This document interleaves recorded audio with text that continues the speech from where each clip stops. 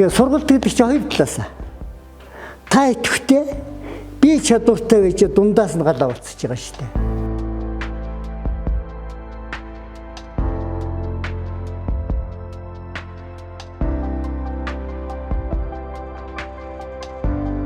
Хэлэхгүй.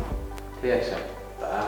За одоо малчны хүү галин дээр намайг 1967 онд Закгай аймгийн Нэмрэг сумын 10 жилийн сургуулийг төгсөж явах үед зэрэг айрын мөрөгдөж байсан учраас мэрэгжлийн боловсон хүчин офицерын шаардлага тоог нэм шаардлагатай байсан. Тэгээ бид нэр 3 жилээр төгсөж Улаастын цэргийн ангид салааны захирагчаа томилогдож ажилласан.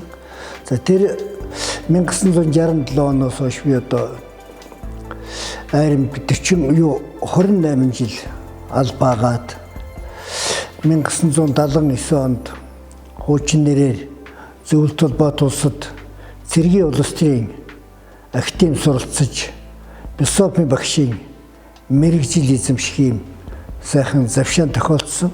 Тэгээд философийн багшийн мэрэгжил эзэмшээд 1983 оноос 1995 он хүртэл одооны үндэсний батлан хамгаалах их сургуульд философийн багшаар 12 жил ажиллаад тэгээд тэтгэвртээ гарч Отгон тэнгэрт мөн мэрэгжлээрээ үргэлжлүүлэн ажиллаад одоо 28 дахь жилдээ явж байна.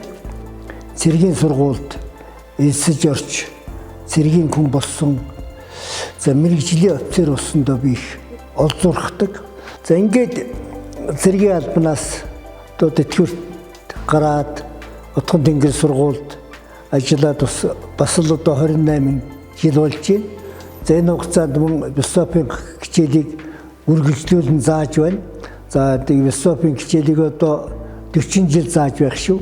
Өөрөөр хэлбэл эзэмшсэн мэрэгжлийнхаа үр шимийг 40 жил гүртэж байна гэсэн үг.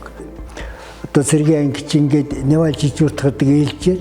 За тэгээ бид Невалуудыг одоо та нар унтунд би өөрөөр хэлбэл чиний оронд Невал хийгээд байж бай. За тэр нь ямар учиртай гэхээр ингээд шүн нийт сонсогчд унтцсан. За тэр хооронд би ингээд нэг сонин ном уншиж явах бас нэг сайхан боловцоо гардаг. За тэгээд манай тэр Невал жижигурт гарч байгаа нөхдүүд одоо Невал жижигурт гараад намайг одоо асууж ирдэг. За чи өнөөдөр унтах юм уу яах юм? Намайг амраах юм уу гэдэргээд. За би чамайг амраа яа гэдэргээд нэг тиймэрхүү гэрээ шиг юм хийгээд тэгээд тэр нөхрийг одоо 2 цагч байд юм уу? 3 цаг юм уу 4 цаг хүртэл унтуулад 2 цаг хүртэл унтуулаад тэгээ би унтж явах шишээд энэ иймэрхүү албаны тохироо бас явж идэг. Уг нь бол дэхээсгүй. Тэгээ тиймэрхүү л. За би бас нэг зэрэгт болсон хөгтөө явдлаа яри. Эхлээд 1967 оны 8 сарын 14-нд би эхлээд цэргийн карантинд орлоо л доо. 8 сарын 14, 67 оны 8 сарын 14 цэрэг офицероод өдний хоолнд орсон. Тэгсэн чинь өдний хоолндыг махан улаамхтай хоол өгöd их. Тэгээ хөдөөний хүүхэд би ус жоохон гайхаад энэ одоо маханы ягаад юм улаан байгаа энэ муудцсан биш үстэй гэж хажуудлынхаа отын хүүхдээ асуусан мангар манаатхыг чинь галбусаа гэдэг юм аа л гэж байна. Тийм хүүхдээ үйл тохиолдож байна. За тэгээд одоо цэргийн баяр бол манай ирчүүдийн төдийгүй бас цэрэг армаа хүнддэг монголчуудын хүндэлтэй баяр. За энийг баяр түүл явдлыг тохиолдуулаад би цэргийн андуудаа юуны өмнө цэргийн гандын нөхөрлөлд үнэнч түүнийг байнга шин мартагдчихгүй дурсамжаараа баяжуулж яваарай. Хоёрдугаард цэргээс тэтгэврт гарсан өөрийнхөө амжилт бүтээлийг бие биендээ танилцуулж биднийг баярлуулж яваарай.